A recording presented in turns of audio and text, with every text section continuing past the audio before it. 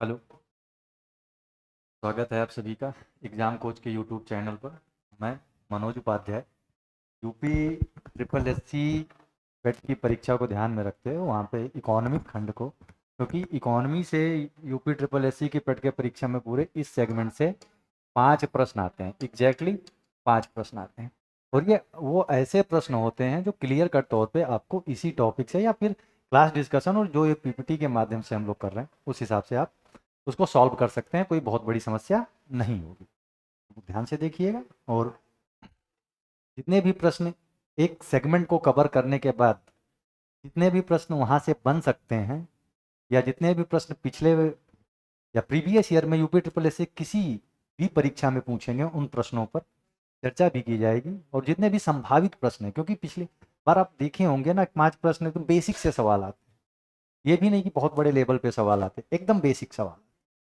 और उस बेसिक सवाल को टैकल करना बहुत मुश्किल नहीं है, क्योंकि इकोनॉमी इकलौता एक ऐसा सब्जेक्ट है जो पूरी तरह से ये कॉन्सेप्चुअल है। इस पे है, कॉन्सेप्ट पे है। एक पॉइंट आपको पता है, उस पॉइंट से धीरे धीरे करके आप चीज़ों को डेराइव कर सकते हैं, पूरा फार्मूलेटेड। तो समस्या आपको एकदम से नहीं होगी। दूसरी चीज, कोशिश ये रहेगी हम हमारी और हमारी टीम की कि पूरी तरह से जितने भी सवाल आपके हैं वो यहाँ से हो जाए। ठीक। तो पहली चीज ये जानना जरूरी है कि इकोनॉमी होता क्या है। ठीक। क्योंकि किसी भी विषय में घुसने से पहले उसके अंतर्गत खंडों को पढ़ने के लिए वहां से संबंधित जितने भी अन्य अध्ययन सामग्री को देखने के लिए सबसे पहले विषय के मूलभूत आवश्यकता को जानना जरूरी होगा, क्योंकि वो आवश्यकता आपको क्या कहते हैं ना, विषय को समझने में थोड़ा सा आसान बनाए।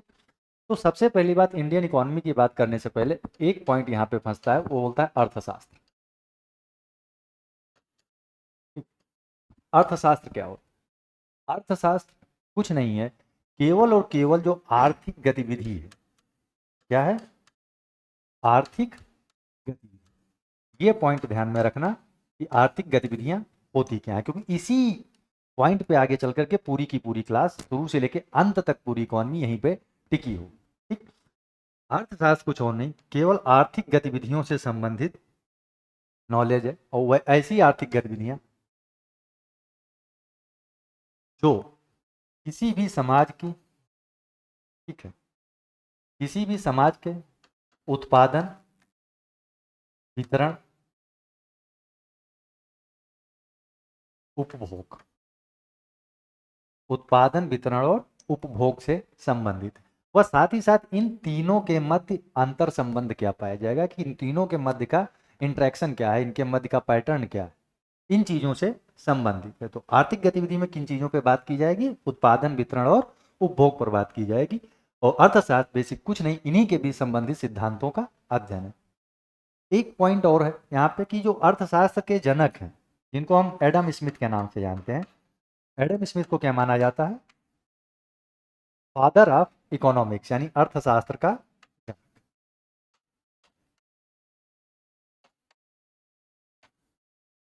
अर्थशास्त्र के जनक एडम स्मिथ। एडम स्मिथ ने इनको अपनी पुस्तक द वेल्थ ऑफ नेशंस में,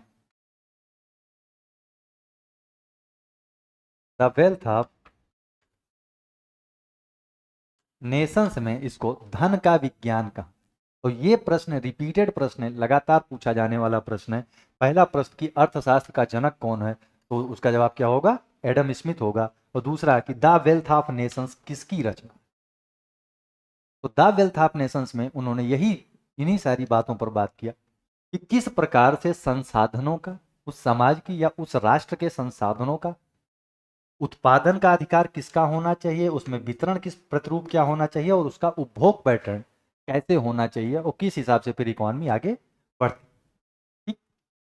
इसके अलावा अगर बात की जाए तो अर्थशास्त्र क्या है? पहली चीज, एक सिंपल परिभाषा जिसको तकनीकी भाषा में अगर बोला जाए तो किसी भी देश, समाज या राष्ट्र की आर्थिक गतिविधियों के बीच का अध्ययन। वह आर्थिक गतिविधियां किससे संबंधित हैं?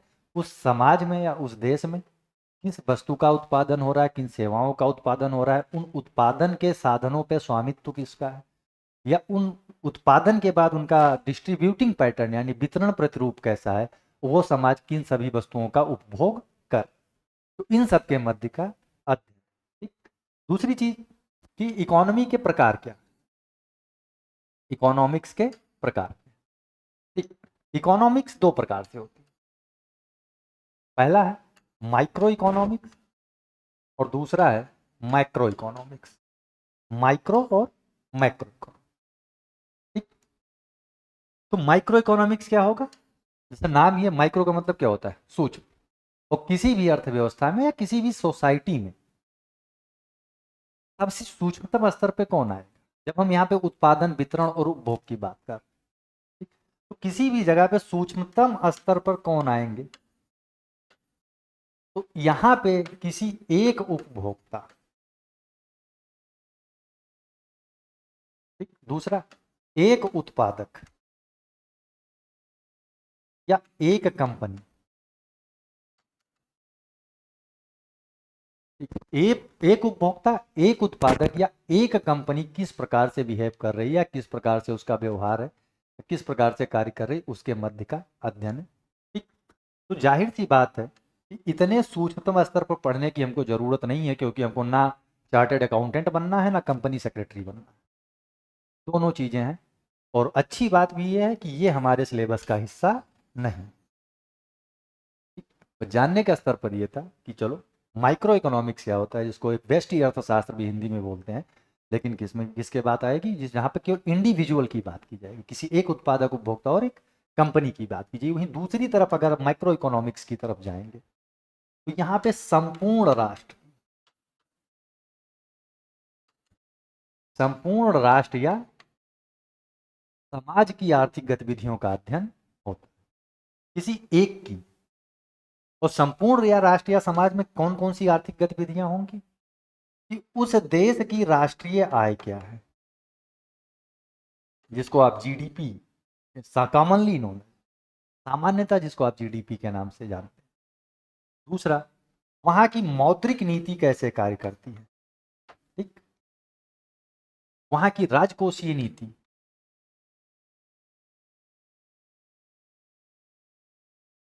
और वहां की बजट, कर प्रणाली,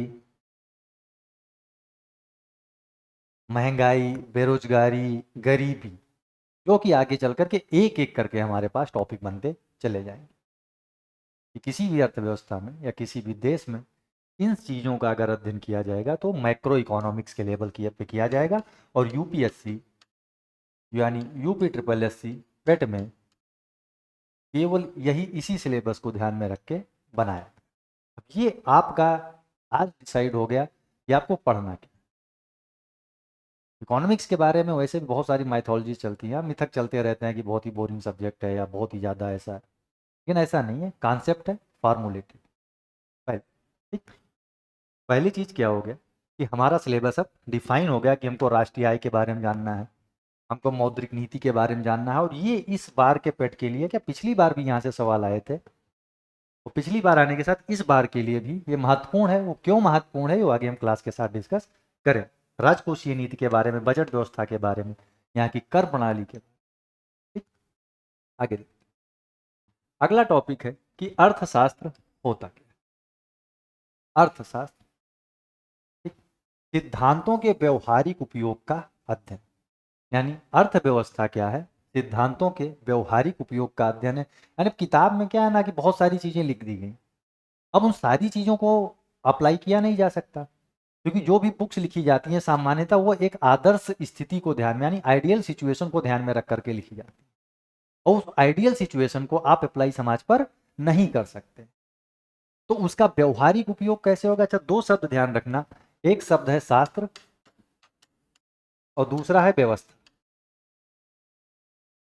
दोनों में डिफरेंस क्या होता है कि इसमें जितने भी सिद्धांत हैं, थेरीज हैं, उनका वर्णन किया जाता है, और जब व्यवस्था की बात आती है तो उस समाज में उन सिद्धांतों को किस प्रकार से पालन किया जा रहा है।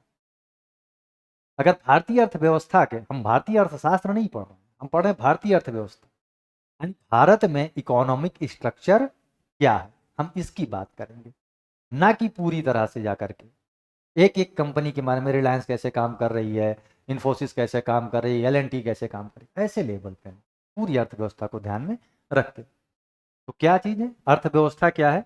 सिद्धांतों का, यानी जो सिद्धांत दिए गए हैं उनका व्यवहारिक उपयोग कैसे किया जाए उसका अध्ययन। तो सबसे पहली बात आती है कि अर्थव्यवस्था के क्षेत्र कौन कौन से। ठीक, अगर अर्थव्यवस्था के क्षेत्रों की बात की जाए तो सबसे पहला आता है प्राथमिक क्षेत्र। प्राथमिक क्षेत्र वह क्षेत्र होता है जिसमें आप जो वस्तु और सेवाएं सीधे तौर पर प्रकृति से ले लेते हैं, यानी वह वस्तुएं या सेवाएं जो नैसर्गिक रूप में हमको मिलती। ठीक, नैसर्गिक रूप में हमसे क्या, हमको क्या मिल जाएगा? एग्रीकल्चर से सेक्टर। आप खेती करते हैं, आपने बीज डाल दिया, खाद डाल दिया, सब कुछ हो गया। उसके बाद उसमें जो ग्रोथ होती है, फिर फसल को उग के पकती है, उसके बीच का जो सिम्टम्स है आप उसमें कोई हस्तक्षेप कर सकते हैं? नहीं कर सकते। वो हमको सीधे तौर पे प्रकृति प्रदत्त है। दूसरी चीज आएगी उससे संबंध क्षेत्र, यानी पशुपालन हो गया, रेशम कीट पालन हो गया, यानी जितने ये पालन वाली शब्दावलियां हैं, यानी कृषि से संबंध। दूसरी बात, मत्स्य पालन इसमें आ जाएगा, मछली पालन, क्योंकि ये मरीन इकोसिस्टम का हिस्सा है, यानी समुद्री पारिस्थितिकी तंत्र परितंत्र का हिस्सा है, इस वजह से इसको अलग या डिफ्रेंशिएट करके पढ़ा। तीसरी चीज वानिकी, फॉरेस्ट, जंगलों से हमको जो उत्पाद प्राप्त होता है, इमारती लकड़ियां हैं,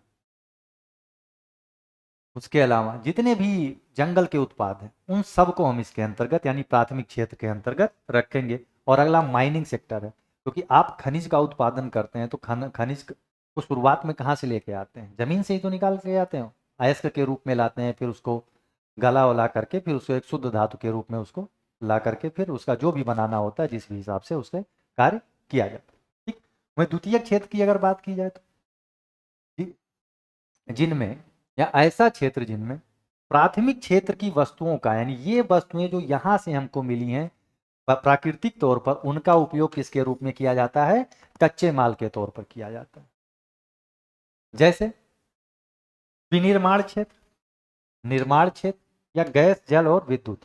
सबसे बड़ी कंफ्यूजिंग यहाँ पे आता है, कंफ्यूजन यहाँ पे होता है। कंफ्यूजिंग स्टेटमेंट क्या है? गैस जल और विद्युत। आप तो कहोगे कि गैस तो हम नेचुरली प्राप्त करते हैं, पानी हम तो नेचुरल तरीके से यूज करते हैं, या जो इलेक्ट्रिसिटी है, चाहे हाइड्रो पावर प्लांट की बात हो, चाहे सोलर पावर प्लांट की बात हो, या विंड मिल की बात, वो सारी चीज़ तो प्रकृति प्रदत्त हैं। तो फिर ये द्वितीय क्षेत्र का हिस्सा कैसे बन गए? इसमें कच्चे माल के तौर पर कैसे प्रयोग किया जाता है? क्योंकि जो भी आप पानी पीते हैं वो मतलब प्राकृतिक तौर पे जो भी मिलता है वो सामान्यतः पीने योग्य नहीं होता।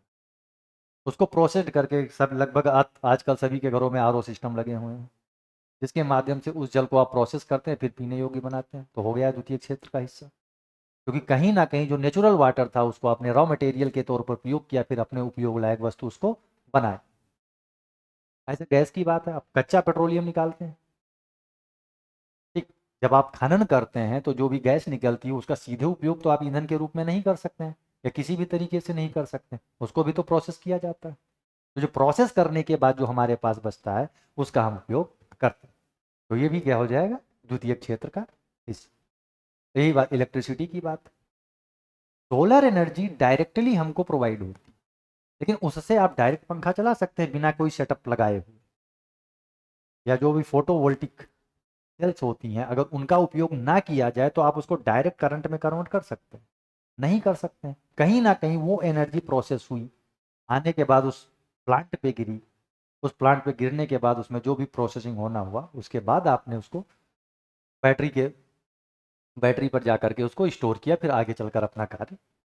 तो ये चीजें हैं सीखने लायक, तो ध्यान रखना, क्योंकि इसमें कहीं ना कहीं ये प्रश्न ऐसे बनाए गए हैं और बनाए जाते रहे हैं और बनाए जाएंगे भी, कि निम्नलिखित में से किन वस्तुओं या कौन सा विषय या कौन सा मद प्राथमिक क्षेत्र, द्वितीय या क्षेत्र या तृतीय क्षेत्र का हिस्सा नहीं। ठीक, तो पहला क्या हो गया कि वह वस्तुएं जो प्राकृतिक या नैसर्गिक रूप से हमको मिलती हैं वो कैसे हैं? प्राथमिक क्षेत्र की वस्तुएं। इसमें सामान्यतः कृषि क्षेत्र का वेटेज ज्यादा होता है, इस वजह से प्राथमिक क्षेत्र को कृषि क्षेत्र भी कह दिया जाता है। क्या कह दिया जाता है? कृषि क्षेत्र भी कह दिया जाता है। तो दूसरी चीज दूसरी तरफ द्वितीय क्षेत्र में चाहे निर्माण की बात हो यानी कंस्ट्रक्शन की बात हो, चाहे मैन्युफैक्चरिंग इंडस्ट्रीज की बात हो यानी विनिर्माण की बात हो, या फिर गैस जल और विद्युत की बात हो, क्योंकि बिना इंडस्ट्री के या बिना उद्योगों के इनका उत्पादन संभव नहीं है, क्योंकि बिना उद्योग के आप कैसे रॉ मटेरियल को प्रोसेस कर पाएंगे। इस वजह से पूरा का पूरा द्वितीय क्षेत्र, इसमें प्रधानता किसकी है, उद्योगों की प्रधानता है, इसलिए इसको औद्योगिक क्षेत्र के भी नाम से भी जाना जाता है। ठीक, कौन से नाम से, औद्योगिक क्षेत्र के नाम से जाना जाता है। ये सब बताने पीछे की वजह से, क्योंकि पिछली बार पेट के एग्जाम में सीधे तौर पर एक क्वेश्चन आया था कि तृतीय क्षेत्र को और किस अन्य नाम से जाना जाता है, या सेवा क्षेत्र को और किस अन्य नाम से जाना। ठीक, तो बात करते हैं आगे की। ठीक, अगला क्या है, तृतीय क्षेत्र, टर्सरी सेक्टर। टर्सरी सेक्टर क्या है, जो हमको एक पॉइंट पे याद रखो, जो सेवा प्रदाता, जो सेवाएं प्रदान करते, वो किसके अंतर्गत आएंगे, तृतीय क्षेत्र के अंतर्गत। वो सेवाएं प्राथमिक क्षेत्र के लोगों को भी प्रदान कर सकते हैं, द्वितीय क्षेत्र के लोगों को भी प्रदान कर सकते हैं, और जो इनका फर्दर डिवीजन है, यानी इसमें जितने भी कंपोनेंट हैं, इनमें से आपस में भी सेवाएं प्रदान कर सकते हैं। तो एक पॉइंट क्या है कि जो नेचुरल मिला प्राथमिक है, जो जिनमें उद्योगों की जरूरत पड़ी द्वितीयक है, और वह जो सबको सेवा प्रदान करते हैं वह तृतीय क्षेत्र। ठीक, तो इसमें कौन कौन से क्षेत्र शामिल होंगे, सबसे पहले आएगा व्यापार, होटल और रेस्तरां।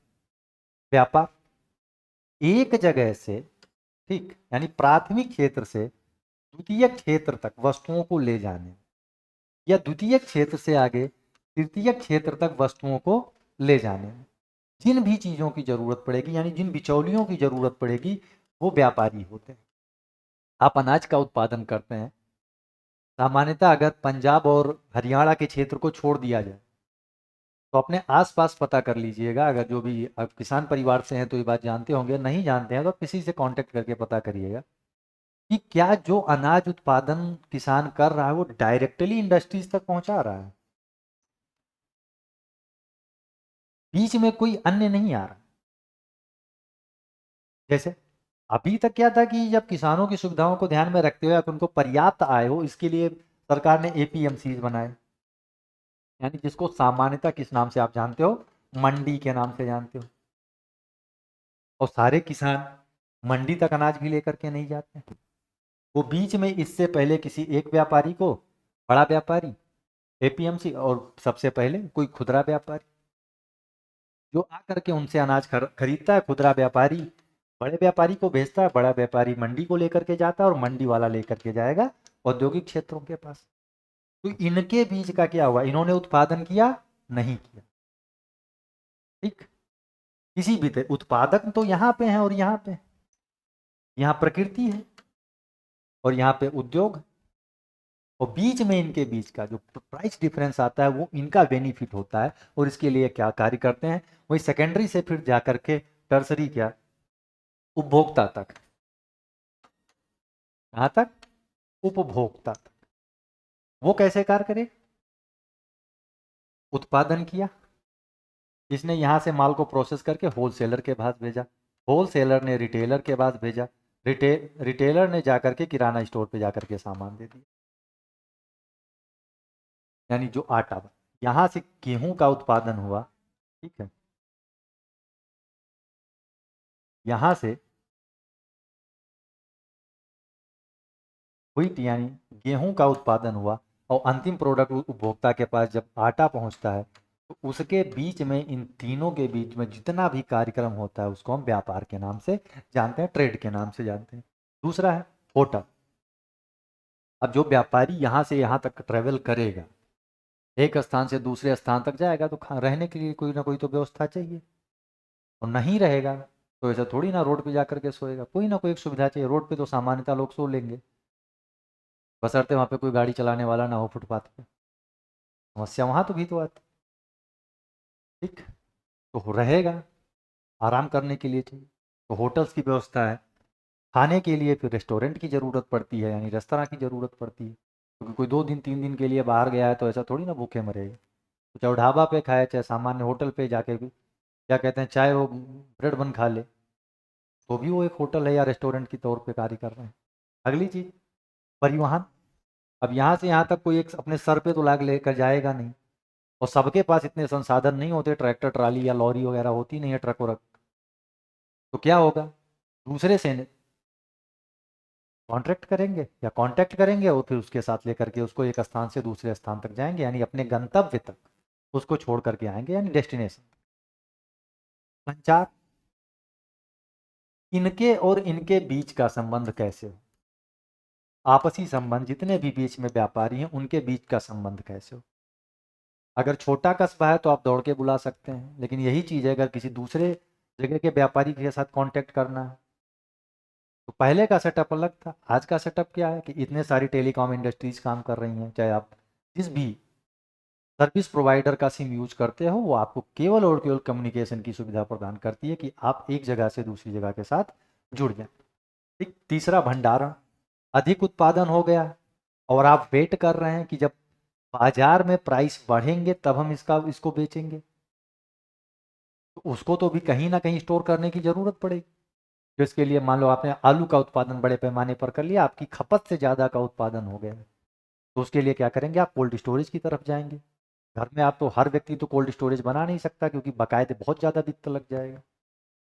तो इस वजह से जो सारी चीज़ें, या परिवहन की बात हो, चाहे संचार की बात हो या भंडारण की बात, ये सब हमको क्या प्रदान करते हैं, सेवा प्रदान करते हैं। अगली चीज, वित्त सेवा।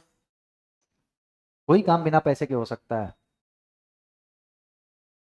जिसके लिए आप क्या कहते हैं, बैंकों के पास जाएंगे या किसी सेठ महाजन के पास चले जाएंगे। अगर आपके पास ऐसा कोई सेटअप नहीं बन पा रहा जिससे आपको बैंक लोन दे दे या वित्त आपको फाइनेंस कर दे, तो आप क्या करेंगे, किसी ना किसी ऐसे व्यक्ति से जाएंगे जो आपको कुछ पैसा देगा एक समय कार्य करने के लिए, एक निर्धारित समय के लिए देगा, तो उसको ही वित्त कहते हैं। तो जो भी वित्तीय सेवा आए।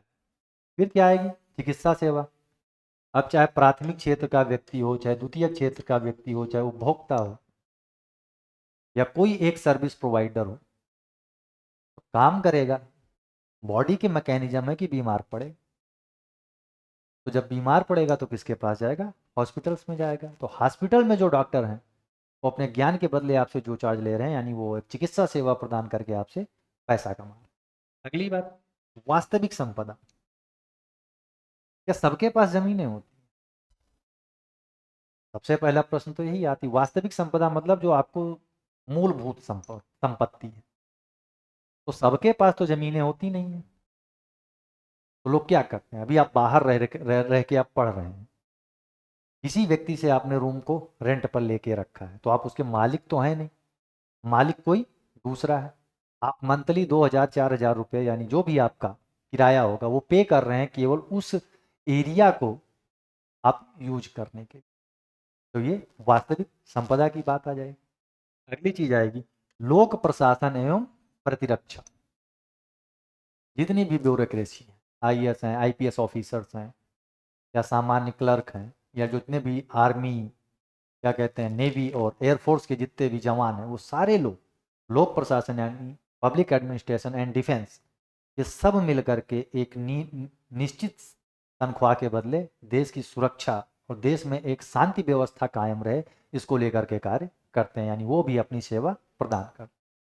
अगली बात, अन्य की बात आ जाएगी, जो यहाँ से बचा कुचा हो वो अन्य में है, और इसी अन्य का विस्तार चतुर्थ और पंचम सेक्टर के रूप में किया गया है, जो सामान्यतः इन्हीं 3 जगहों से पूछा जाता है, उसको इतना डीप जाने की जरूरत नहीं पड़ेगी। तो ठीक, तो ये जब सारे का लोग केवल सेवा ही प्रदान कर रहे हैं, तो तृतीय क्षेत्र को कौन से अन्य नाम से जाना जाएगा, सेवा क्षेत्र के नाम से। ठीक, तो इसको ध्यान रखना कि कौन से क्षेत्र का दूसरा नाम क्या, प्राथमिक क्षेत्र, कृषि, द्वितीयक औद्योग और तृतीयक सेवा क्षेत्र। और ये प्रश्न एग्जैक्टली एज इट इज पूछा गया है पिछले साल के पेट के एग्जाम में, कि सेवा क्षेत्र को और किस अन्य नाम से जाना जाता है। ठीक, तो हो सकता है इस बार प्राथमिक या द्वितीयक में से पूछ ले, या ये भी हो सकता है कि इनमें से एक एक पॉइंट उठा करके रख दे और उसके बाद के इसमें से बताओ कौन सा इस क्षेत्र में शामिल नहीं है। इसके लिए मूलभूत क्या है कि ये इसकी जरूरत पड़े, डिस्कशंस की जरूरत पड़े। ठीक, अगली, अर्थव्यवस्था का स्वरूप, यानी किसी भी देश में अर्थव्यवस्था का एक निश्चित पैटर्न होता है, उस देश की अर्थव्यवस्था उसी हिसाब से कार्य करती, तो उस अर्थव्यवस्था का स्वरूप कैसा है। ठीक, तो उसमें कुछ बेसेस होते हैं, बिना आधार के वो आप वर्गीकरण नहीं कर सकते। वर्गीकरण के लिए एक ठोस आधार होना जरूरी है। तो अगर अर्थव्यवस्था के स्वरूप में सबसे पहले देखा जाए कि राज्य की भूमिका क्या है, यानी वहां पर सरकार की भूमिका क्या है, पहला क्वेश्चन ही आता राज्य होते क्या है। ठीक, राज्य क्या है? राज्य क्या होंगे? जो जिनके पास ये चार बेसिक कंडीशंस हो उनको राज्य माना जाता है। राज्य का प्रयोग अगर किसी यहाँ पे इकोनॉमी या पॉलिटी के संदर्भ में किया जा रहा है तो राज्य का मतलब देश से लिया जाता है। पहली चीज ये ध्यान रखें। और बाकी जो आप उत्तर प्रदेश, बिहार या झारखंड ऐसे राज्यों को जानते हैं तो प्रांत होते हैं, प्रोविंसेस होते हैं। स्टेट का मतलब क्या है? देश से। तो ऐसे कौन कौन सी कंडीशंस आएंगी? पहली कि उसके पास भूभाग होना चाहिए। दूसरा, उस भूभाग पे निवास करने के लिए जनसंख्या होनी चाहिए। और उस जनसंख्या पे शासन करने के लिए सरकार होनी चाहिए। और वो सरकार क्या होनी चाहिए? संप्रभु होनी चाहिए। क्या होनी चाहिए? संप्रभु। क्योंकि आप जमीन नहीं होगी तो कहाँ किस पे आपकी जनसंख्या कहाँ पे रहेगी? या जनसंख्या है, इसमें से कोई एक कंडीशन आप हटा करके देख लीजिए। ये तीनों ऊपर की कंडीशन है, सरकार संप्रभु ही नहीं है।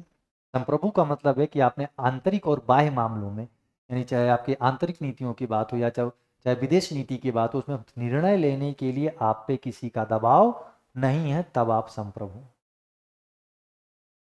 तो इस सेटअप की भूमिका क्या होती है किसी भी जगह पर? अर्थव्यवस्था। ठीक, सबसे पहले बात आता है पूंजीवादी अर्थव्यवस्था। पूंजीवादी अर्थव्यवस्था में सरकार की कोई भूमिका नहीं होती, या एकदम मिनिमम भूमिका होती है। इसको सरकार की भूमिका नहीं होना का मतलब क्या है? फिर किसका नियंत्रण होगा आर्थिक गतिविधियों पर? पूरी तरह से ये बाजार का नियंत्रण होगा। जहां पर भी आपके साथ एक प्रश्न बनाया, कैसी अर्थव्यवस्था में उत्पादन पर बाजार का नियंत्रण होता है? पूंजीवादी अर्थव्यवस्था। वितरण पर बाजार का नियंत्रण होता है? पूंजीवादी अर्थव्यवस्था। उपभोग प्रतिरूप के हिसाब से काम करना है? पूंजीवादी अर्थव्यवस्था। कीमत निर्धारण होगा? पूंजीवादी अर्थव्यवस्था।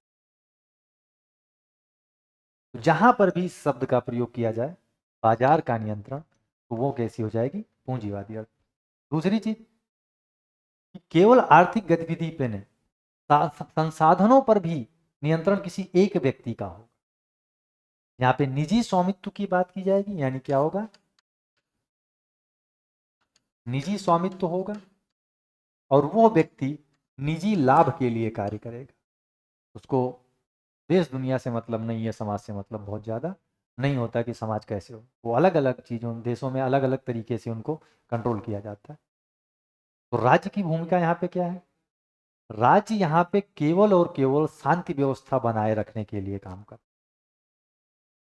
ऐसे राज्यों को रात्रि रक्षक राज्य कहा जाता है, नाइट वॉचमैन स्टेट। जैसे आप क्या होता है, रात में आप लोग सो जाते हैं, पूरा परिवार सो रहा है, गांव सो रहा है या पूरी सोसाइटी सो रही है, तो रात में वो व्यवस्था कैसे मैनेज हो? तो क्या करते हैं, एक चौकीदार की नियुक्ति कर देते हैं। तो ऐसे में क्या है, ये राज्य यहाँ पे क्या है? चौकीदार। ठीक। अब हाँ, अपने मन से गाना मत गाना, चौकीदार ही चोर है, ठीक है, वो अलग चीज। ठीक। तो राज्य का नियंत्रण जहाँ पे बाजार आधारित अर्थव्यवस्था होगी वो कैसी होगी? पूंजी आदि अर्थव्यवस्था। और इसका जस्ट विपरीत, सीधा उल्टा, ऐसी आर्थिक गतिविधियां, ठीक, जहाँ पे बाजार का नियंत्रण ना हो करके किसका नियंत्रण है? सरकार का नियंत्रण है, तो क्या हो जाएगी वो? समाजवादी अर्थव्यवस्था। सारी चीजें, कितना उत्पादन होना है, उसका वितरण कहाँ कहाँ होना है, उसकी कीमत क्या होगा, वो सारी चीजें किसके नियंत्रण में आ जाएंगी? सरकार के नियंत्रण में होगी। ठीक। जहां पर भी सरकार की बात की जाए, पिछली बार एक प्रश्न पूछा गया था इसी पे, कि ऐसी कौन सी अर्थव्यवस्था है जो केंद्रीय प्रायोजित है, सेंट्रली स्पॉन्सर्ड? तो ऐसी कौन सी अर्थव्यवस्था हो जाएगी? पूंजीवादी अर्थव्यवस्था। जहां पे भी आर्थिक गतिविधियों में सरकार की भूमिका रख दी जाए, पूंजीवादी अर्थव्यवस्था। वहीं अगला अगला क्या आ जाएगा? मिश्रित अर्थव्यवस्था। तो ऐसी अर्थव्यवस्था जहां पे आर्थिक गतिविधियों पर केवल एक का नियंत्रण नहीं होता, कुछ पे सरकार का नियंत्रण हो जाएगा, ठीक, और कुछ पे बाजार, यानी दोनों लोग मिलजुल के काम करते हैं। ऐसी अर्थव्यवस्था कैसी होगी? मिश्रित अर्थव्यवस्था। तो सरकार नियंत्रण वो दोनों आपस में बांट लेते हैं कि जो मूलभूत आवश्यकता की चीजें हैं जैसे रोटी, कपड़ा, मकान, शिक्षा,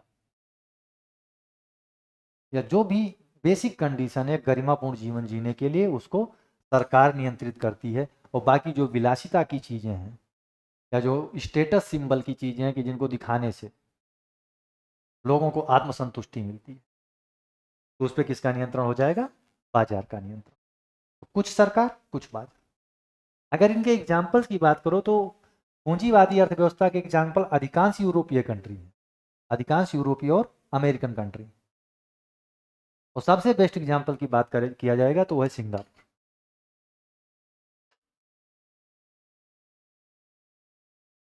दूसरी चीज, समाजवादी अर्थव्यवस्था की अगर बात की जाए तो इसका सबसे बेस्ट एग्जाम्पल इस समय पे मिलना मुश्किल है, क्योंकि ग्लोबलाइजेशन का दौर यानी भूमंडलीकरण का दौर या वैश्वीकरण का दौर चल रहा है। तो इस दौर में कोई भी अर्थव्यवस्था किसी एक अति पे नहीं है, सभी लोग कुछ ना कुछ कॉम्बिनेशंस के साथ, कुछ पूंजीवादी कुछ समाज।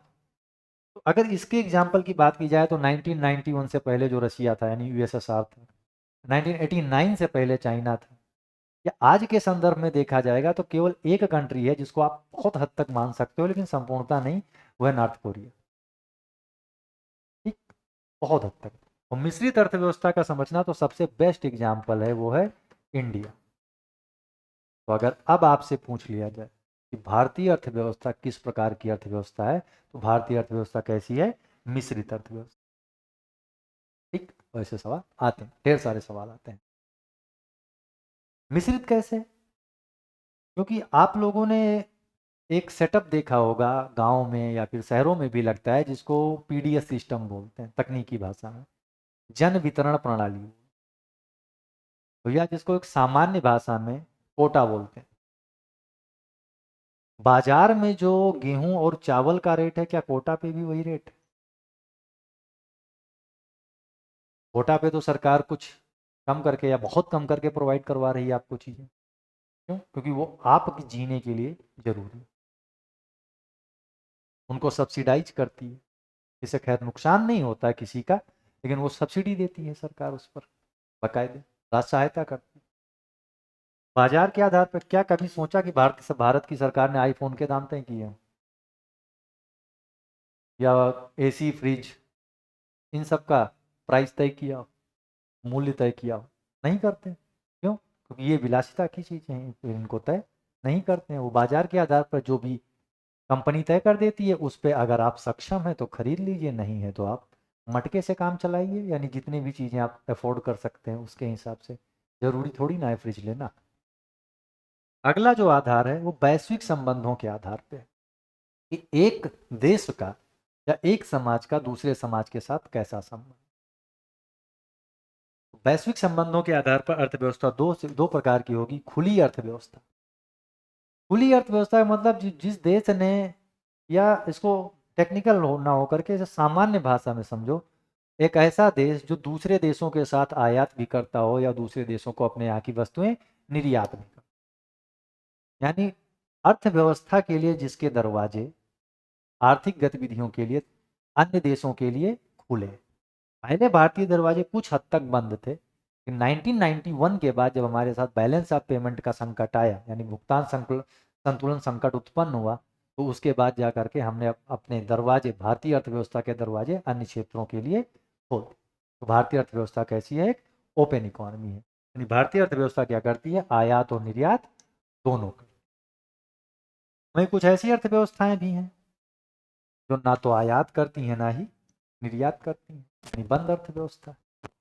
ऐसी कोई भी अर्थव्यवस्था नहीं है, क्योंकि कोई भी अर्थव्यवस्था आत्मनिर्भर नहीं हो सकती। ये अगला कैटेगरी है डिवीजन का, निर्भरता क्या, यानी कोई भी अर्थव्यवस्था क्या है? पूर्णतया आत्मनिर्भर नहीं हो सकती। ठीक, अगर निर्भरता के आधार पर देखा जाए, ठीक,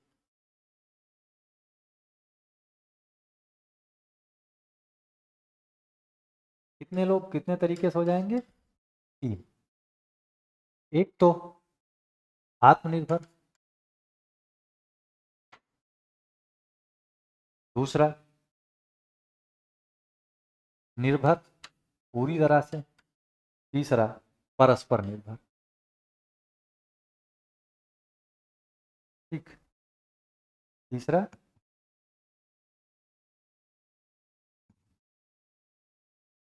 परस्पर निर्भर अर्थव्यवस्था, म्यूचुअली डिपेंडेंट।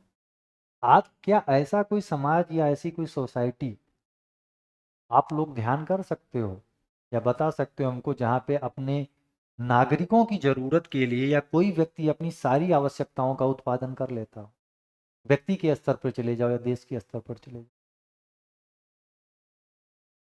कुछ ना कुछ मात्रा में वो कुछ वस्तुओं का आयात करेगा, कुछ वस्तुओं का निर्यात करेगा। यानी जो उसके यहाँ पे ज़्यादा उत्पादन हो रहा है उसका निर्यात करेगा, और जो इसका उत्पादन उसके यहाँ पे नहीं हो रहा है उसका क्या करेगा? वो आयात करेगा।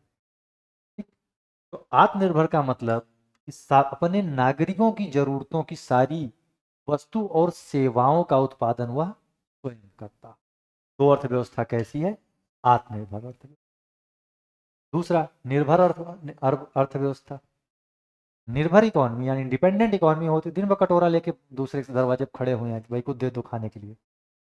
हमारे पड़ोस के भी एक लोग हैं, पड़ोसी मुल्क अपना, जिसको बेटा बेटा कह के नाम से चिढ़ाते रहते हो, कोई भी समस्या हो गई तो उसका ताऊ है एक चाइना, जो दूसरा पड़ोसी है, पहुंच जाता है कि दो अब कुछ।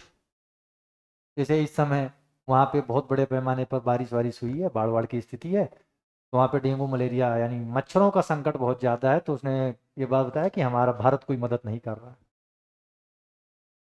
अब मच्छरदानी भिजवाया जाएगा, बात की जा रही है, थोड़ी बहुत मच्छरदानी भिजवाई जाएगी, क्योंकि डायरेक्ट पैसा देते हैं उसका, वो बम खरीद लें चाइना से ला करके फिर हमारे सर पे फोड़ें। इससे अच्छा सामान ही भिजवा दो कि चलो यूज करो। पूर्णतः निर्भर वो भी नहीं है, ऐसा नहीं है, हंसी मजाक अपनी जगह। पूर्णतः निर्भर अर्थव्यवस्था वो भी नहीं। वो भी क्या है, बहुत सारी चीज़ों को निर्यात कर।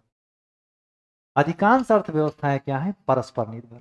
जिन चीज़ों का उत्पादन कर रही हैं उनके अलावा जिनका उत्पादन उनके यहाँ पे नहीं हो रहा है उनको आयात कर लेती हैं, जिनका अधिशेष उत्पादन होता है उनको क्या करती हैं? बाहर भेज देती, निर्यात करती। तो ऐसी अर्थव्यवस्था है। दूसरा अर्थव्यवस्था का एक अवस्था और आती है, वो विकास की अवस्था के आधार पर। ये सारा आप लोगों ने पढ़ रखा होगा, समझ रखा होगा कि विकास की अर्थव्यवस्था कैसी होगी? विकसित होगी। ठीक। ऐसी अर्थव्यवस्था होगी, विकसित होगी, अविकसित होगी, या फिर विकासशील होगी। इन्हीं 3 कैटेगराइजेशन होंगे। विकसित अर्थव्यवस्था ऐसी अर्थव्यवस्थाएं होती हैं जिस अर्थव्यवस्था में प्राथमिक क्षेत्र का योगदान यानी कृषि क्षेत्र का योगदान सबसे कम और सेवा क्षेत्र का योगदान सबसे ज़्यादा हो। यानी ऐसी अर्थव्यवस्था जिसमें कृषि क्षेत्र का योगदान सबसे कम और सेवा क्षेत्र का योगदान सबसे ज़्यादा, वो कैसी अर्थव्यवस्था कहलाएंगी? विकसित। यानी अब वो अपनी इकोनॉमी चलाने के लिए एग्रीकल्चर सेक्टर पर डिपेंडेंसी उनकी नहीं है। अविकसित अर्थव्यवस्था, पिरामिड को उल्टा बना लो। यानी ऐसी अर्थव्यवस्था जिसका आधार क्या है? कृषि है, वहाँ पे एग्रीकल्चर सेक्टर का योगदान सबसे ज़्यादा है और सर्विस सेक्टर का योगदान सबसे कम है। तो कैसी अर्थव्यवस्था हो जाएगी? अविकसित अर्थव्यवस्था हो। तो तीसरी विकासशील अर्थव्यवस्था, यानी ऐसी अर्थव्यवस्था जिसमें लगातार उत्तरोत्तर यानी एक साल से दूसरे साल जाने पर क्या होगा कि कृषि क्षेत्र का योगदान घटता जाएगा और उद्योग और सेवा क्षेत्र का योगदान बढ़ता है। भारत आज के समय पे एक विकासशील अर्थव्यवस्था है, चीन भी एक विकासशील अर्थव्यवस्था है। यानी भारत में अभी भी अधिकांश जनसंख्या एग्रीकल्चर पे डिपेंडेंट, बहुत बड़ा रोजगार प्रदाता क्षेत्र है अब ऐसा रोजगार प्रदाता जहाँ पे सबसे बड़ी मात्रा में प्रछन्न बेरोजगारी भी पाई जाती, मौसमी बेरोजगारी पाई जाती। ठीक, तो भारत में अर्थव्यवस्था, भारतीय अर्थव्यवस्था में क्या है कि कृषि क्षेत्र का योगदान अभी घट रहा है और बाकी चीज़ों का योगदान अभी बढ़। ठीक, आगे बात कर, अब कुछ प्रश्न लेते हैं इस टॉपिक से संबंधित और डिस्कस करते हैं कैसे प्रश्न बनाए जा सकते हैं पहले टॉपिक से, या बनाए भी गए हैं पहले। सबसे पहला सवाल है कि अर्थशास्त्र का जनक किसे माना जाए। अभी आपसे बात हुई, आप लोग इसको इजीली आंसर कर सकते हैं कि अर्थशास्त्र का जनक एडम स्मिथ को माना जाता है। एडम स्मिथ की किताब का नाम क्या था? The wealth of nation.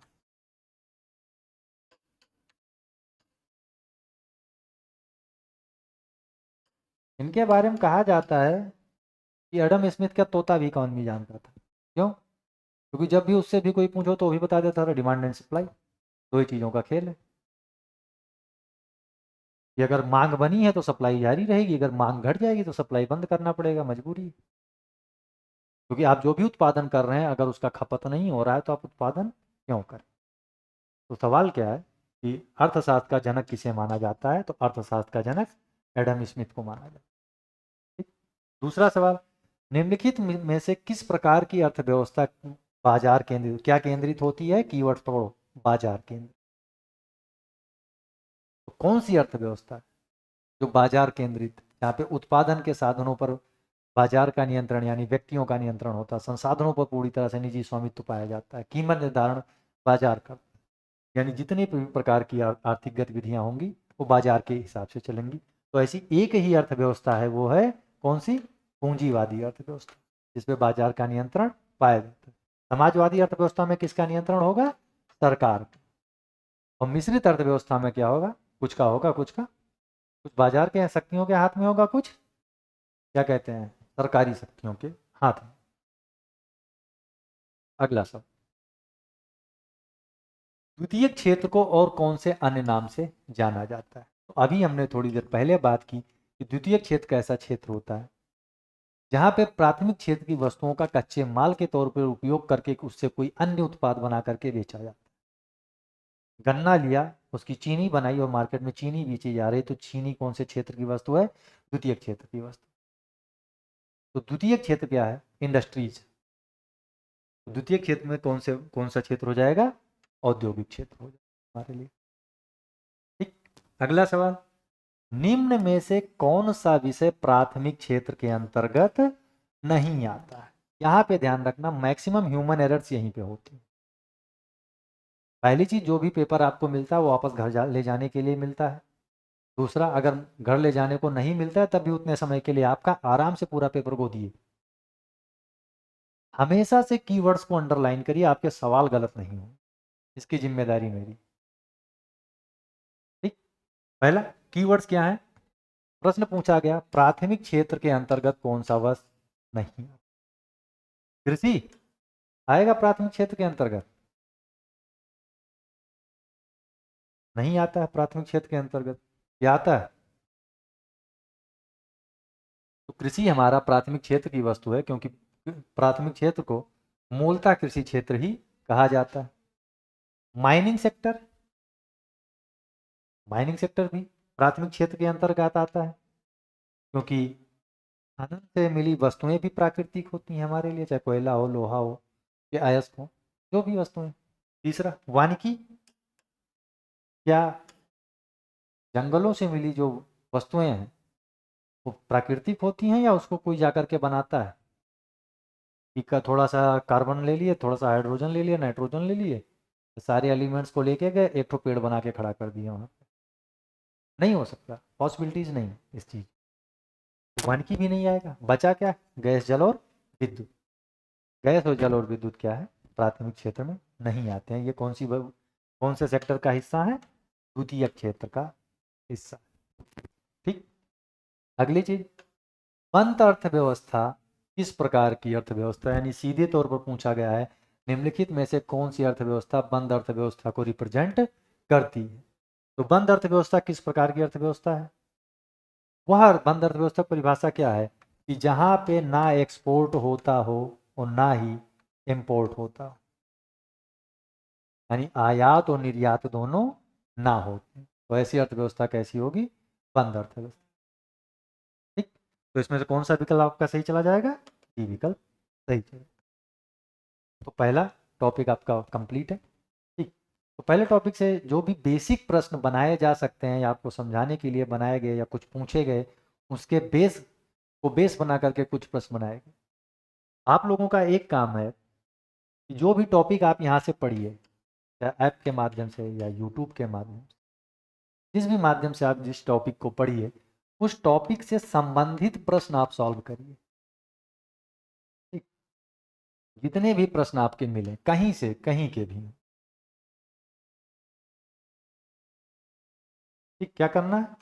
ये टॉपिक आपने पढ़ा बेसिक इकोनॉमी का, अब इसके प्रश्नों को आप हल करिए किसी भी एग्जाम के, चाहे सिविल सर्विसेज की भी, आप हल करिए इसको। दूसरा, ना मिले तो खुद से खोजिए। अगला काम क्या करना है? खुद से खोजना, क्योंकि खुद से खोजने के चक्कर में बहुत सारी अन्य चीज़ें भी आप पढ़ रहे हैं, उसके बावजूद भी आप ना खोज पाए तो फिर कमेंट बॉक्स है, आप वहाँ पे अपने प्रश्नों को हम तक पहुँचा सकते, आसान। ठीक, तो बढ़ते हैं हम अपने अगले टॉपिक की तरफ। अगला टॉपिक क्या है? बैंकिंग व वित्तीय प्रणाली। ढेरों प्रश्न यहाँ से बनाए जाए, क्योंकि बैंकिंग और वित्तीय प्रणाली किसी भी देश की अर्थव्यवस्था का एक इस्पाती ढांचा कह लो या मेरुदंड कह लो, यानी रीढ़ की हड्डी होती है। पता है नहीं कि चाहे उत्पादन हो करना हो, चाहे वितरण करना हो, चाहे उपभोग करना हो, ऐसा कोई भी आर्थिक गतिविधि आप बिना वित्त के नहीं कर सकते या बिना पैसे के नहीं कर सकते। और पैसे तो आपके पास होते नहीं, वो होते हैं बैंकों के पास, और बैंकों से आपको पैसा लेना पड़ेगा। तो मतलब कैसे भारत में बैंकों का विकास हुआ, ऐसे कौन कौन से फैक्टर्स हैं जिससे वो बैंकिंग सेटअप को इम्पैक्ट डालते हैं, ठीक? तो इन्हीं चीज़ों को हम समझेंगे। तो जो पूंजी निर्माण की प्रक्रिया होती है, ठीक, किसी देश में पर्याप्त ग्रोथ होने के लिए, यानी वो अर्थव्यवस्था सुचारू रूप से आगे चलती रहे, उसके लिए कैपिटल फॉर्मेशन यानी पूंजी निर्माण की प्रक्रिया होना बहुत जरूरी है, आवश्यक। किसी भी अर्थव्यवस्था में क्या है? पूंजी निर्माण बेसिकली तीन चीज़ों का एक संयुक्त प्रक्रम है। उन संयुक्त प्रक्रम में से कौन कौन से आते हैं? सबसे पहले बचत का होना, और बचत को संग्रह करना, और उस संग्रहित बचत को क्या करना? निवेश करना। आम आदमी बचत कर लेगा। अब क्या आप भारतीय अर्थव्यवस्था को ध्यान में रखते हो, ये बताइए, क्या हम लोग इन्वेस्ट कर सकते हैं? मतलब जाहिर सी बात है कर सकते हैं, अगर हमारे पास इतने पैसे हों तो। संभावना तभी बनेगी कि हम रिलायंस के शेयर खरीद लें, इन्फोसिस के खरीद लें, या किसी अन्य कंपनी के खरीद लें। ठीक, तो बचत तो आम आदमी करता है, लेकिन उसके पास इतनी बचत नहीं होती है कि डायरेक्ट जा करके किसी कंपनी में इन्वेस्ट कर सके, रिस्क फैक्टर काम करता है। तो वो क्या करेंगे? बचत का एक जगह पे संग्रहण करवाएंगे। संग्रहण करने के लिए बैंकिंग क्या आएगा? बैंकिंग कंपनियां आएंगी, या नॉन बैंकिंग कंपनियां आएंगी, या फिर बीमा कंपनियां हैं। ये तीनों चीज, ये छोटी छोटी बचतों को कलेक्ट करके किसी एक कंपनी में जाकर के निवेश करें। तो पहला पॉइंट इसके पीछे का, ठीक, कि बैंकिंग और वित्तीय प्रणाली में, ठीक, क्या पूंजी निर्माण की प्रक्रिया में जो बैंक हैं वो किसका काम करते हैं? एक बिचौलिए का कार्य करते हैं।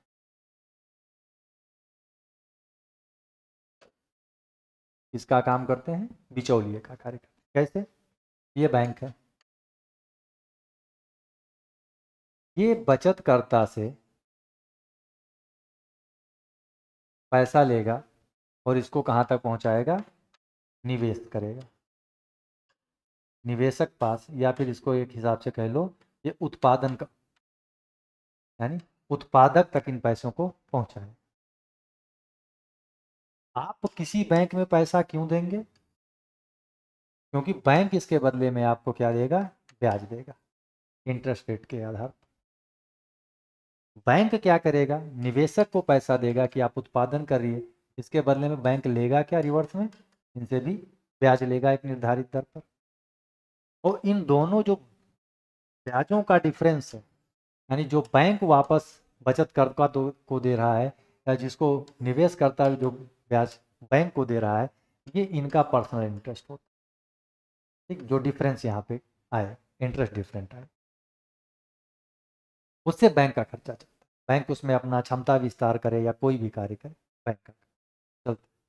तो पहला क्या, बैंक क्या है, एक बिचौलिए का कार्य करते हैं। ठीक, इसके लिए बचतकर्ता के बीच में और उत्पादक के बीच। ठीक, तो भारत में बैंकों का विकास कैसे हुआ। सामान्यतः लोग मानते हैं या बताया भी जाता है कि ईस्ट इंडिया कंपनी के आने के बाद भारत में बैंकों का विकास हुआ, लेकिन ऐसा नहीं। ईस्ट इंडिया कंपनी ने उसको एक ऑर्गेनाइज सेक्टर के रूप में रखा, क्योंकि इससे पहले भी अगर प्राचीन इतिहास की बात की जाए तो श्रेणियां, गिल्ड, संगठन, ये सारे लोग कार्य कर रहे थे, जो लगभग बैंकिंग कार्य ही की तरह ऋण देते थे, ब्याज लेते थे, लेकिन उनका कोई एक निर्धारित मापदंड नहीं होता। सामान्यतः बैंकिंग सिस्टम में क्या होता है कि जो आपको ब्याज दिया जाएगा या आपको जो भी पैसा होगा मिलेगा आपको, वो पर एनम साल भर के ब्याज दर पे मिलता है। लेकिन अब गांव में जाके किसी सेठ साहूकार से ले लो तो मंथली ब्याज लगा देगा। बैंक 5 से 10% पे देगा, साहूकार 15-25% पे, मतलब जितनी ज़्यादा आपको ज़रूरत है उतनी ज़्यादा उसका ब्याज दर बढ़े। ईस्ट इंडिया कंपनी ने या अंग्रेजों ने आकर के क्या किया, भारत में बैंकिंग सेटअप को ऑर्गेनाइज सेक्टर बनाया और उसको सरकार के स्वामित्व के साथ रखा। तो सबसे पहले की बात की जाएगी कि 1806 में कलकत्ता में ईस्ट इंडिया कंपनी के द्वारा पहला प्रेसिडेंसी बैंक खोला गया, जो बंगाल राज्य के लिए काम क्या करता था, मुद्रा निर्गमन,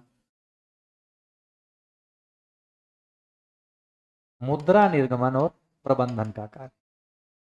यानी उस बंगाल राज्य के, केवल बंगाल तक से, कलकत्ता प्रेसिडेंसी बैंक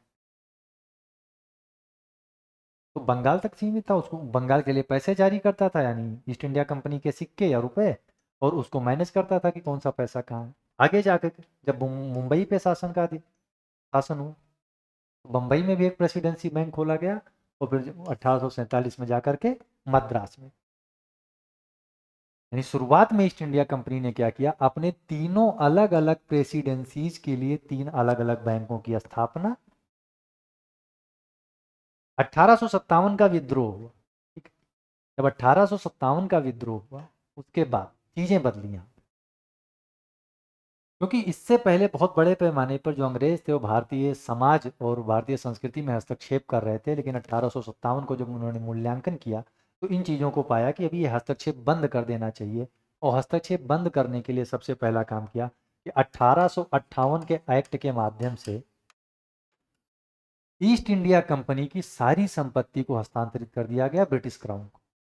यानी अब भारत पे किसका राज हुआ, 1858 एक्ट के माध्यम से ब्रिटिश शासन, यानी वहां की महारानी।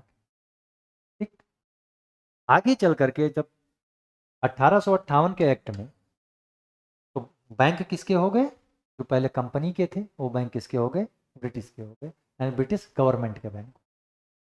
1921 में जाकर के, ठीक, कब, 1921 में जाकर के तीनों बैंकों को मिला करके इंपीरियल बैंक ऑफ इंडिया की स्थापना की गई, जिसको आप स्टेट बैंक ऑफ इंडिया के नाम से भी जानते हो आज के। क्योंकि आगे चल करके स्टेट बैंक का जाकर के फिर से पुनर्गठन हुआ, और पुनर्गठन और पुनः नामकरण करके उसको फिर चलाया गया। वो स्टेट बैंक पहले कौन सा बैंक था, इंपीरियल बैंक ऑफ इंडिया था। तो ये प्रश्न ध्यान में रखना, इंपीरियल बैंक ऑफ इंडिया का गठन कब किया गया था, 1921 में। वो किनको मिला करके, इन तीनों बैंकों को मिला करके, जो ये तीनों बैंक मिला करके अलग अलग कार्य कर रहे थे, अब इंपीरियल बैंक ऑफ इंडिया वही कार्य कर रहा है। कौन सा, मुद्रा निर्गमन करना, यानी मुद्रा जारी करना, और उसका मैनेज करना, यानी उसका प्रबंधन। ठीक, आगे चल करके फिर शाही आयोग की, यानी जिसका दूसरा नाम क्या है, हिल्टन और यंग कमीशन की सिफारिश पर आरबीआई एक्ट 1934 पारित किया गया। ठीक, royal commission of Indian finance and management के नाम से आयोग बना था जिसके कौन से थे 2 लोग, हिल्टन और यंग। ये ध्यान में रखना, पूछा जाने वाला प्रश्न है और पूछा भी गया। आरबीआई एक्ट 1934 पारित किया गया। यहाँ अभी 1925 में इन्होंने सिफारिश दी थी कि आप ऐसा कोई सेटअप बनाओ जो केंद्रीय बैंक हो, जो बाकायदे पूरी तरह से कार्य करे। तो आगे जाकर के 1 अप्रैल 1935 से आरबीआई का गठन किया गया, जिसके पहले गवर्नर बनाए गए ऑसबॉर्न स्मिथ। और आज के गवर्नर के कौन है आप लोग कमेंट बॉक्स में बता दीजिए। ठीक, ऑसबॉर्न स्मिथ पहले गवर्नर बने। अब जो ये कार्य था मुद्रा निर्गमन और प्रबंधन का कार्य आरबीआई को दे दिया गया। तो अब इंपीरियल बैंक ऑफ इंडिया क्या हो गया, पूरी तरह से एक वाणिज्यिक बैंक यानी कारोबारी बैंक हो गया। और उसका काम क्या था, जमा स्वीकार करना, ऋण देना, ये सारे कार्य वो करने लगा। और मुद्रा जारी करने का कार्य किसको दे दिया गया, आरबीआई को दिया। आरबीआई जब गठित हुआ था तो शुरुआत में वो सरकारी बैंक नहीं था, उसमें कुछ निजी शेयर धारकों की भी पूंजी लगी हुई थी।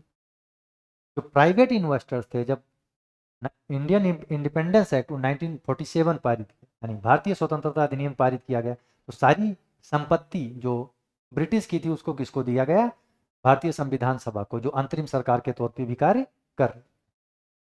लेकिन ये इंपीरियल बैंक ऑफ इंडिया मिल गया उसको, लेकिन क्या नहीं मिला उसको, आरबीआई। क्यों, क्योंकि अभी हमने बात की आरबीआई में प्राइवेट इन्वेस्टर्स के भी पैसे लगे हुए थे। जब तक उनका पैसा आप वापस नहीं कर दोगे तब तक आप उसको नहीं ले सकते हो अपने कंट्रोल। इसको कार्य करने के, यानी आरबीआई को पूर्णतः भारत का बनाने के लिए, भारत सरकार का नियंत्रण स्थापित करने के लिए 1 जनवरी 1949 का इसका राष्ट्रीयकरण किया गया। अब आरबीआई 1 जनवरी 1949 के बाद पूर्णतः कैसा बैंक है, भारतीय बैंक, जिसपे भारत सरकार का स्वामित्व। तो सारे डेट्स याद रखना, सारी तिथियां याद रखना, क्योंकि ये यहाँ से प्रश्न बनाए जाएंगे। कभी कभार मिलाने को लेकर के प्रश्न बना दिया जाता है कि मिलान कीजिए, ये प्रेसिडेंसी बैंक ये और ये सन है, आप मिलान कीजिए। कभी प्रश्न ये भी बना सकता है कि कालक्रम के हिसाब से व्यवस्थित करिए, तो याद रखना, पहले कलकत्ता, फिर मुंबई, फिर मद्रास, या जैसे। उसके अलावा 1955 में एसबीआई एक्ट पारित किया गया, इसे भी बात किया गया कि जो आज का आपका स्टेट बैंक ऑफ इंडिया है वो पुराना कौन सा है, इंपीरियल बैंक ऑफ इंडिया। कब गठित किया गया, 1921 में। अब ये सब लोगों को खटक रही थी कि अगर विदेशों के द्वारा, अंग्रेजों के द्वारा गठित किया गया था तो उसका नामकरण करके क्या कर दिया गया, स्टेट बैंक ऑफ इंडिया। कब, 1955 में, यानी इसका पुनर्गठन किया गया और पुनः नामकरण किया। तो एक संक्षिप्त इतिहास है भारत में बैंकों का विकास का, इसको ध्यान में रखना। और प्रश्न बनाए जाते हैं तो मोस्ट प्रोबेबल प्रश्न है उसमें से है शाही आयोग, आरबीआई का राष्ट्रीयकरण और इंपीरियल बैंक ऑफ इंडिया की स्थापना। अगली चीज कि आरबीआई की स्थापना हो गई, आरबीआई भारत को मिल गया, भारत आजाद भी हो गया, तो आरबीआई के काम कौन कौन से। सबसे पहला, आरबीआई मॉनेटरी अथॉरिटी के तौर पर काम करता है, यानी वो भारत का मौद्रिक प्राधिकारी। मौद्रिक प्राधिकारी के तौर पे क्या कार्य करेगा हम आगे पढ़ेंगे डिस्कस करके, क्योंकि मेनली हमारे टॉपिक में यहाँ से प्रश्न बनाए जाएंगे और इस बार 100% की संभावना है कि मॉनेटरी अथॉरिटी से प्रश्न आए। कारण उसका क्या है ये भी बात करेंगे। ठीक, तो पहला इसको हम अभी स्किप करके, अभी के लिए क्या है छोड़ करके चलते। दूसरा काम क्या करता है, मुद्रा जारी करता है, मुद्रा निर्गमन। तो बहुत पहले जब आरबीआई गठन किया गया था 1935 में, तभी से इसको दे दिया गया। रिजर्व बैंक ऑफ इंडिया रुपए 1+, यानी 1 रुपए से ज्यादा के जितने भी नोट या सिक्के जारी करेंगे वो कौन जारी करेगा, वो आरबीआई जारी करता है। और 1 रुपए से कम के जितने भी नोट और सिक्के जारी किए जाते हैं वो कौन जारी करता है, भारत सरकार जारी करता है। तो ये ध्यान में रखना, क्योंकि पिछली बार सवाल पूछा गया था कि 100 रुपए के नोट पे, पेट की ही बात कर रहे हैं, कि 100 रुपए की नोट पे किसका साइन होता है, या 100 रुपए का नोट कौन जारी करता। तो जब बात की जा रही कि 1 रुपए से ज़्यादा के जितने भी नोट या सिक्के होंगे उसको आरबीआई जारी करेगा, तो 100 रुपए का नोट भी कौन जारी करेगा, आरबीआई ही जारी करेगा, सीधी सी बात। तीसरा, सरकार का बैंकर है, यानी सरकार का जितना भी पैसा है, जितनी भी निधियां हैं, वो मैनेज करता है। सरकार किससे कितना लोन ले रही है, किसको कितना वापस करना है, वो सारी चीज़ें कौन मैनेज करेगा? आरबीआई मैनेज करेगा। अगली बात, बैंकों का बैंकर है। आप लोग बैंक में जाकर के पैसा जमा कर देते हैं, बैंकों के पास एक्स्ट्रा बचे वो किसको जमा करे? तो आरबीआई के पास ले जाकर के रख देता है। क्यों रखता है? कारण है उसके। लेकिन हाँ, क्योंकि कोई भी बैंक नहीं चाहता कि बहुत सारा पैसा उसका आरबीआई के पास जमा रहे। हर बैंक यही चाहता है कि उसका पैसा मार्केट में जितनी समय तक हो सके उतने समय तक फ्लो करे। ठीक। बैंकों का बैंकर है। बैंकिंग प्रणाली का विनियामक है कि जो भी भारत में बैंकिंग सेटअप चल रहा है, जो भी बैंकिंग सेटअप सिस्टम चल रहा है, वो सारे आरबीआई के नॉर्म्स, यानी आरबीआई जो भी पैमाना निर्धारित करता है, यानी जो भी मानदंड निर्धारित करता है, उसके हिसाब से ये लोग कार्य करते हैं। तो बैंकिंग प्रणाली को रेगुलेट करता है। उसके अलावा क्या है कि भुगतान व निपटान प्रणाली से संबंधित जो भी कार्य होते हैं, पेमेंट और ग्रीवांस रिड्रेस, शिकायत, इस सारा निस्तारण कौन करेगा? आरबीआई। क्योंकि आरबीआई ने तय कर रखे हैं ना कि आप इतना तक ही कर सकते हो। क्योंकि जैसे क्या होता है कि आप एटीएम पे जाते हो तो सबकी अगर एटीएम की अगर सामान्य लिमिट है तो आप 25,000 या 20,000 से ऊपर पैसा नहीं निकाल पा रहे हो।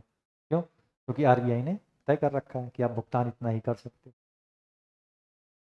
बचत खाते से आप इतना पैसा निकाल सकते हो, इतना पैसा नहीं निकाल सकते हो, या इतनी बार निकाल सकते हो, नहीं निकाल सकते हो, तो कौन तय करता है? आरबीआई तय करता है। तो ये सारे कार्य आरबीआई करता है। लेकिन आरबीआई मुख्य तौर पे कौन सा कार्य करता है? वो है मौद्रिक प्राधिकारी के तौर पर। एक प्रश्न यहाँ से बन सकता है आरबीआई के कार्यों से कि भारत में मौद्रिक नीति का निर्माण कौन करता है? तो भारत में मौद्रिक नीति निर्माता कौन है?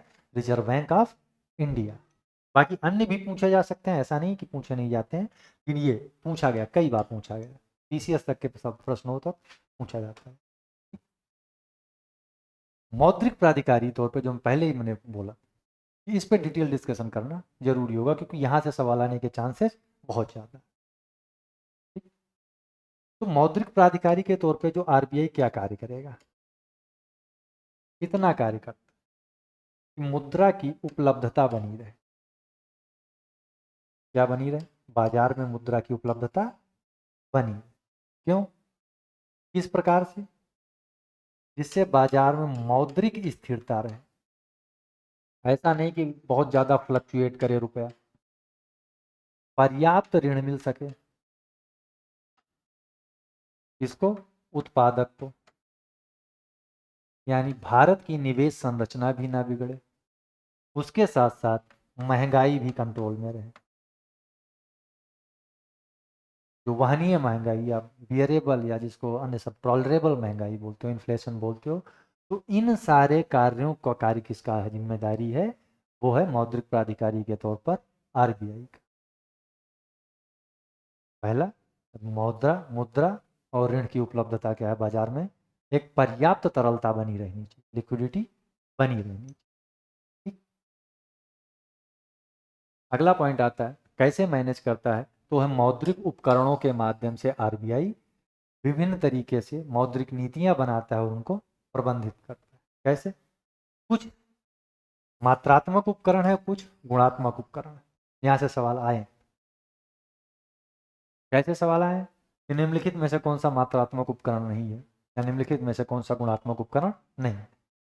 मात्रात्मक उपकरण की बात की जाएगी तो मात्रात्मक उपकरणों से बाजार में वित्त की मात्रा को कंट्रोल किया जाता है। किसको? वित्त की मात्रा को कंट्रोल किया जाता है। वहीं गुणात्मक उपकरणों के माध्यम से उसकी गुणवत्ता को बढ़ाया जाता है। कैसे? तुम धीरे धीरे करके समझ चीजों को। मात्रात्मक उपकरणों में कौन कौन से आते हैं? ये सारे cash reserve ratio, statutory liquidity ratio, reverse repo rate या रेपो रेट, और रिवर्स रेपो रेट जिसको कन्वर्ट करके एसटीएफ कर दिया गया है। तो ये आपके लिए मोस्ट इंपॉर्टेंट टॉपिक बनेगा इस बार के लिए।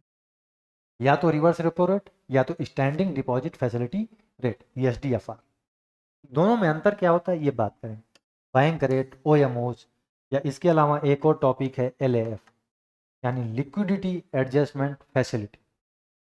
वहीं अगर गुणात्मक उपकरणों की बात की जाए तो मार्जिनल रिक्वायरमेंट, कोलेटरल रिक्वायरमेंट, प्राथमिक क्षेत्र ऋणदान, स्वयं सहायता समूह और बैंकों को जोड़ने का प्रोग्राम और कुछ नैतिक दबाव बैंकों के भी हो, यानी आरबीआई का भी कुछ एक नैतिक दबाव है कि जिससे समाज को एक अच्छी दिशा प्रदान की जा सके। तो हम एक एक करके इन पे बात करते हैं। ठीक? पहला क्या है?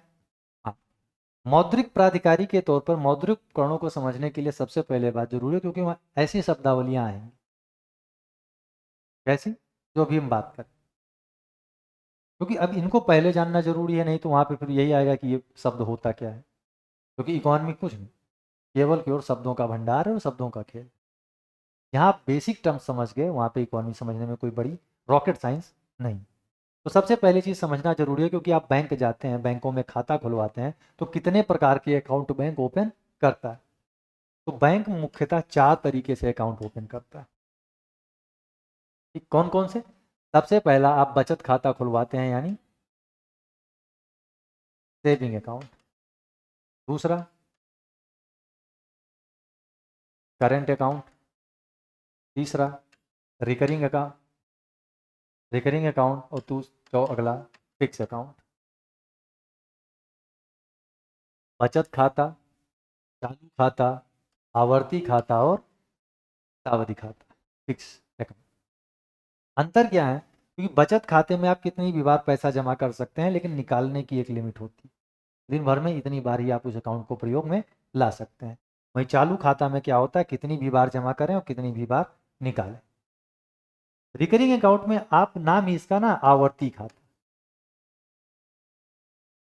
यानी बैंकों में पैसा जमा आप आवर्त दर आवर्त करेंगे। जैसे एक साइकिल निर्धारित कर दी जाएगी, जैसे मान लो आप सैलरीड हैं, आपको पैसा मिलता है महीने में 5 तारीख को, तो बैंक कर देगा कि 6 तारीख को आपको प्रत्येक महीने आपके खाते में से 1,000 रुपया कटेगा। लेकिन कंडीशन क्या है, इसको आप एक बार में निकाल सकते हैं, यानी टाइम डिपॉजिट है। अगला क्या है? फिक्स अकाउंट, यानी सावधि खाता। फिक्स अकाउंट का एफडी सुने ही होंगे सभी लोग। एफडी में क्या होता है, एक बार में जमा करो, एक बार में निकाल लो, बात खत्म। कुछ लोग मेच्योरिटी से पहले निकालते हैं, कुछ मेच्योरिटी के बाद निकालते हैं, सबकी अपनी अपनी मानसिकता है।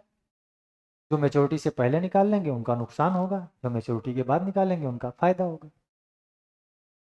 इन दोनों खातों और इन दोनों में एक सामान्य डिफरेंस क्या है? दोनों खातों के बीच में सामान्य डिफरेंस है कि सेविंग अकाउंट और करंट अकाउंट का पैसा जब आप मांगेंगे तब आपको उसको बैंक को देना पड़ेगा, यानी इसको क्या बोलते हैं? डिमांड डिपॉजिट, यानी मांग जमा बोलते हैं। आपने पैसा जमा किया, आप आज जमा किया कल मांग सकते हैं, आज सुबह में जमा किया कल आज दोपहर में भी मांग सकते हैं। जब आपको मांगेंगे आप तब पैसा बैंक देने के लिए बाध्य है। वहीं दूसरी तरफ रिकरिंग अकाउंट और फिक्स अकाउंट का जो भी पैसा होता है, इसमें जितना भी जमा होता है, वो एक समय के बाद आप उसको निकाल सकते हैं, यानी ये खाता क्या होता है? टाइम डिपॉजिट होता है, अवधि के तौर। आपने 5 साल के लिए फिक्स कर रखा है, तो 5 साल के बाद आप मतलब उससे पहले भी ले सकते हैं, लेकिन नुकसान आपका है। ठीक, अगर अब हम इन दोनों को जोड़ दें तो कुल जमा प्राप्त हो जाएगी ना? कितना मिल जाएगी? कुल जमा। अब सीधा सा प्रश्न ये है कि क्या जो ये पैसा चाहे किसी भी खाते में जमा किया गया हो, चाहे मांग जमा के रूप में हो, चाहे टाइम डिपॉजिट के रूप में हो, इन सारे खातों में जो पैसा हो बैंक का पैसा है या आपका पैसा है? तो पैसा किसका है? ये आपका पैसा है जो बैंकों के पास है। ठीक, तो कुल जमा अगर निकाल दिया,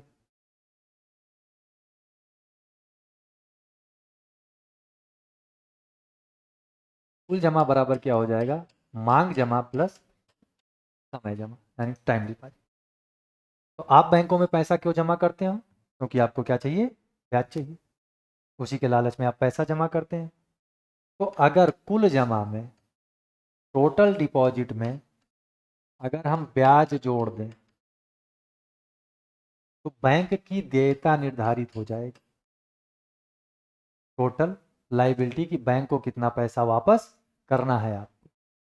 ठीक,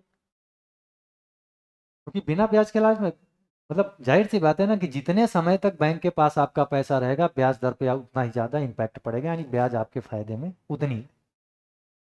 अगर कुल देयता में से हमको नेट देयता निकालनी है, यानी एनडीटीएल नेट, अच्छा डी और टी का मतलब वही डिमांड और टाइम है, इन दोनों को मिला करके, ठीक। तो कुल जमा और ब्याज जोड़ दिया गया, कुल देयता मिल गई। और एनडीटीएल में से जीडीटीएल यानी कुल देयता grass demand and time liability में से अगर हम इंटर बैंक लाइबिलिटी को माइनस कर दें, अंतर बैंक देयता को माइनस कर दें, तो हमको क्या मिल जाएगी, बैंक को एक्चुअल में कितना पैसा अपने ग्राहकों को वापस करना, ठीक। अब इसी एनडीटीएल का प्रयोग आगे चलकर मौद्रिक उपकरणों के रूप में होगा। इन अंतर बैंक देयता क्या होती है कि प्रत्येक बैंक, यानी अगर मान लो स्टेट बैंक है तो हर अगले बैंक में अपना खाता खोलेगा, यानी स्टेट बैंक कहाँ कहाँ पे खाता खोलेगा, एचडीएफसी में खोल देगा, पीएनबी में खोल लेगा, जितने भी अन्य प्रकार के बैंक है सब में अपना अकाउंट ओपन करेगा। क्यों? क्योंकि जो पैसा ट्रांसफर करने की बात आएगी या धन अंतरण करने की बात आएगी वो आसानी और सुचारू रूप से हो सके। अब इस कार्य के बदले में ये एसबीआई क्या करेगा, कुछ ना कुछ चार्जेस इन बैंकों को देगा जो कि आप पे अप्लाई हो जाते हैं। कुल मिलाकर इतनी सी बात है। तो ये अंतर बैंक देयता होगी, यानी एक बैंक की दूसरे बैंक के प्रति वह देयता जो किसके लिए है, धन के सुचारू रूप से अंतरण के लिए, ठीक। तो इतना ध्यान रखना कि एनडीटीएल क्या होता है कि बैंकों की कुल जमा में से अगर हम अंतर बैंक देयता यानी कुल देयता में से अंतर बैंक देयता को अगर हटा दें तो net demand and time liability मिल जाती है। और इसी का उपयोग आगे चल करके मौद्रिक उपकरणों को पढ़ते वक्त लगे। फिलहाल आज की क्लास में इतना है, आगे हम फिर मौद्रिक उपकरणों की बात अगली क्लास में करें। ठीक, धन्यवाद।